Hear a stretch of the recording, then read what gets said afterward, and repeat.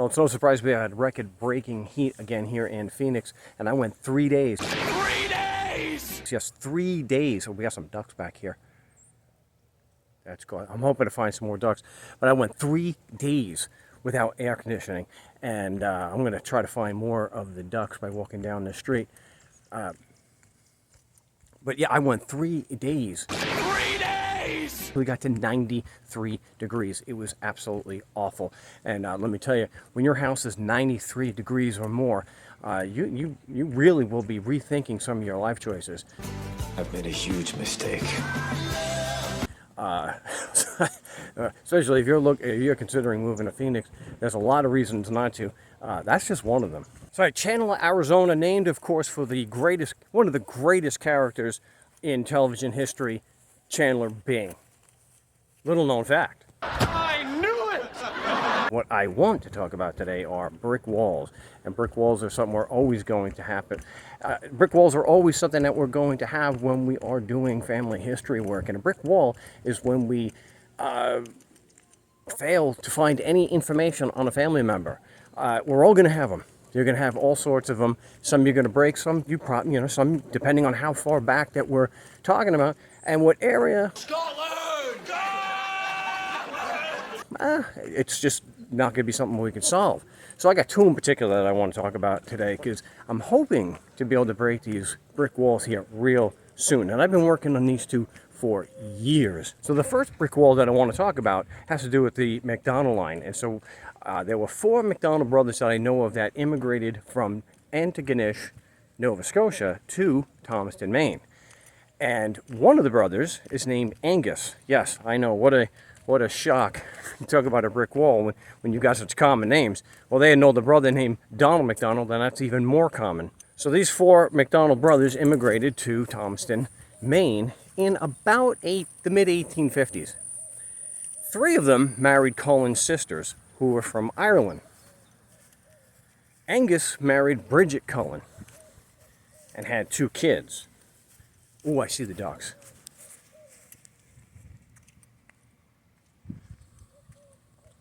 Hopefully they're not going to run away. I'm not going to get too close. I don't have anything to feed them. But Angus is on the 1860 United States Census for Thomaston, Maine. And he has 2 children.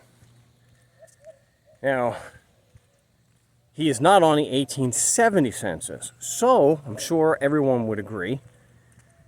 There's a pretty good chance. Oh, this is nice. There's a pretty good chance that he was in the Civil War. And, of course, I think there was 600,000 some odd casualties, that he probably died. So, I need to get the war records, and hopefully there's not that many Angus McDonalds from Thomaston, Maine that were in the Civil War. See if we can get them.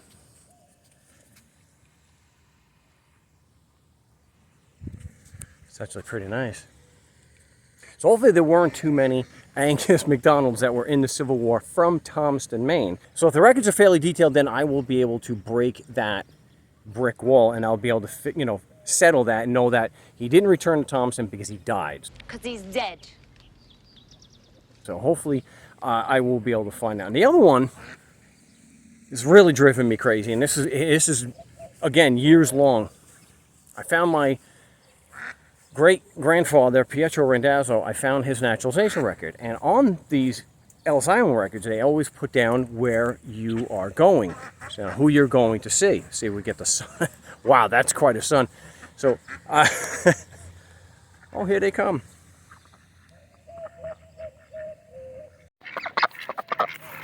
Wow, these are friendly ducks.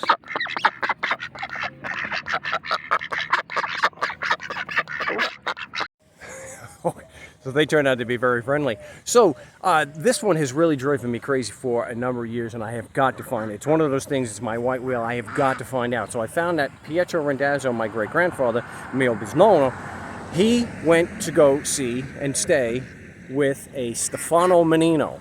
And wow, and this has made me crazy. And he's listed as a cugino, he's listed as a cousin, so I had to figure out how in the world was he a cousin. So the Carini records are really, really good. Might be This is distracting for me anyway. Again. We've got... So, anyway, I'll try to do this without being too distracted by the ducks. So he's listed as a cousin. So you got to find out who the common grandparents are.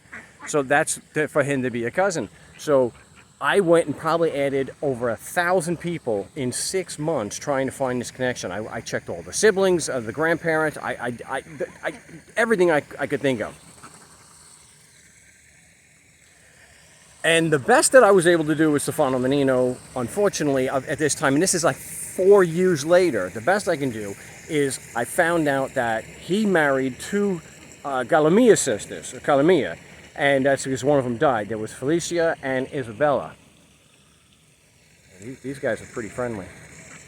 I'm guessing that people feed them fairly often. You know, they're fed on a regular basis. I will have to bring peas with me or carrot or corn the next time so I can feed these really pretty birds. So it turns out these 2 Calamia sisters have a brother named Costantino. Now Costantino married an Angela Randazzo, which happens to be my great aunt, or my second great aunt. She is my bisnonno's sorella.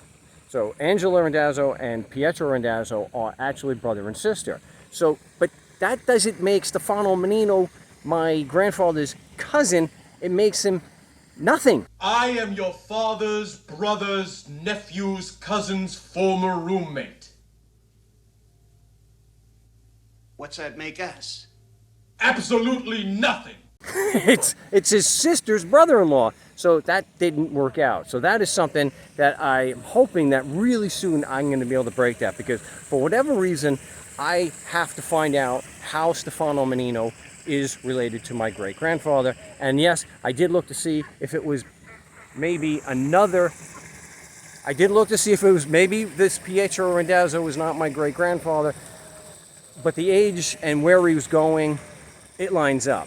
But it turns out Stefano went back and forth to Brooklyn a number of times, so maybe there's an interesting story there as to why he went back and forth so much. But it's making me crazy not being able to find that. But hopefully, in the not too distant future, I will be able to post another epic vlog, and I will be able to have that information and explain exactly what is going on with Stefano Menino. And I've even gone, so what you want to do with a brick wall like that is, I think it's best to cast a wide net, because you don't know what you're going to get. So real quick, because I'm running out of time here, what I did was I got in touch with Costantino Calamia's family. So his brother's line, I have contact with his brother's great-grandchildren. So I'm hoping that one of them will have some information about what happened, because Angelo wound up dying, and Costantino Calamia, he wound up getting remarried. But I do have evidence, and so I'll show in the video here, I do have evidence that Angela, at least at one time, did live in Brooklyn. So I'm going through a lot of the Carini civil records and the death records, and so if someone from Carini was in Brooklyn and died, they put that in the index for that particular year. So maybe I'll find Angela's death record. I don't know if that'll shed any light on it, but I've got to find out how in the world Stefano Menino is connected to mio bisnonno, Pietro Randazzo. So thanks for watching. Remember, if you've got a brick wall, we're all going to get them. Cast a wide net just so that you can cross things out and you know what is not going to help, and narrow down whatever information may be available so that you can figure that out. And if you have a brick wall that you can't, if you have a brick wall that you can't get through, something like what I'm going through, let me know that in the comments. And as always, thanks for watching. It's okay. Oh, I don't like the cobra chicken.